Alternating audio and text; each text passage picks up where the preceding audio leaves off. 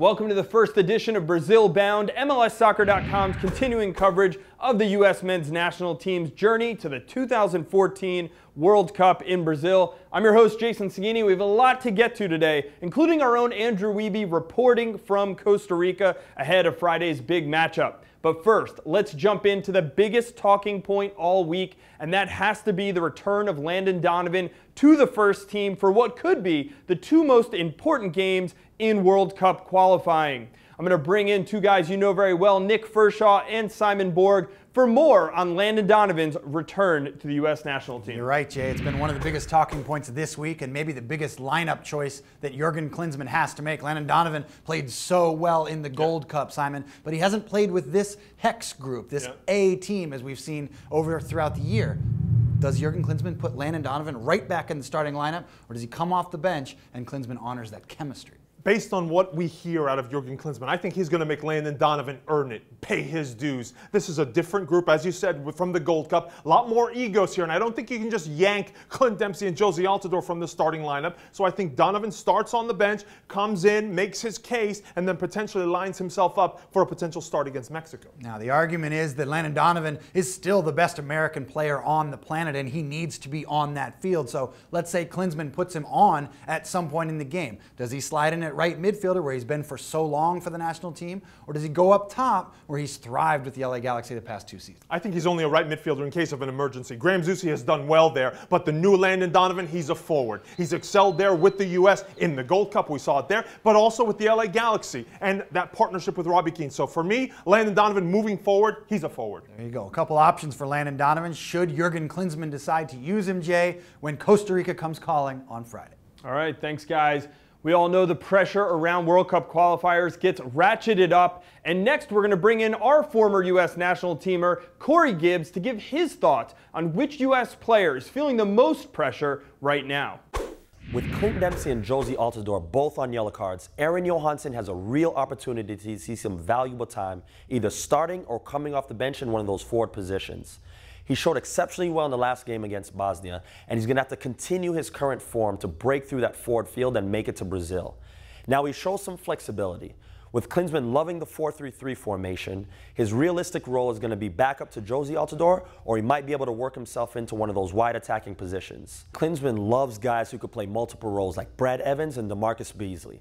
We'll know soon enough if Johansson is going to be the next Altidore or if he's going to be the next Freddie Adu. Thanks, Corey. Our own Andrew Wiebe headed down to Costa Rica earlier this week, and he filed this report from San Jose. Andrew Wiebe here in San Jose, Costa Rica, reporting for MLSsoccer.com. Gamesmanship is in full effect. Upon arrival on Wednesday at Juan Santa Maria International Airport, the Americans were welcomed by a few hundred Costa Rican fans.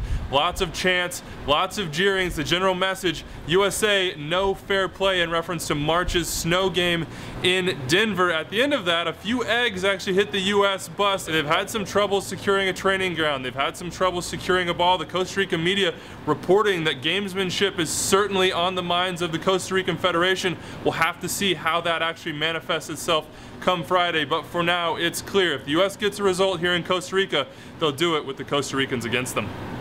Well, thanks, Andrew. We're going to head out to the West Coast right now and hear from the armchair analyst, Matt Doyle. He gives us Costa Rica in a nutshell, 30 seconds to explain what to expect from the Ticos.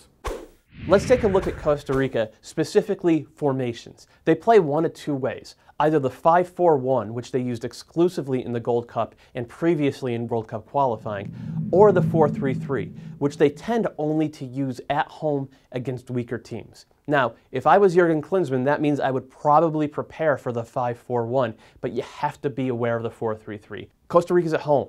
They need 3 points. It's kind of a coin flip. The second thing to understand is how they create danger. Down the left flank. Joel Campbell, a young inverted winger.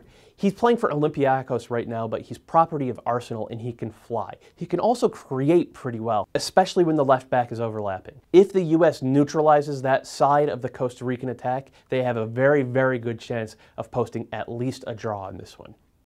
Well, join us again on Monday. We'll be back coming to you from Columbus, Ohio to preview the big one, USA versus Mexico. We'll also be back later next week with the first round of discussion on where the player pool stands just 9 months out from the World Cup. Before we go, let's get some predictions from our experts. Nick, Simon, who you got in this game Friday night? Well, Jason, I think Simon's going to tell you this is a depleted Costa Rica squad, but I don't think the U.S. can book their ticket to Brazil just yet. They get a 1-1 draw. I'm going to tell you that this Costa Rica backline is awful, and this is not the Ricardo Saprissa Stadium. The U.S. wins 3-1.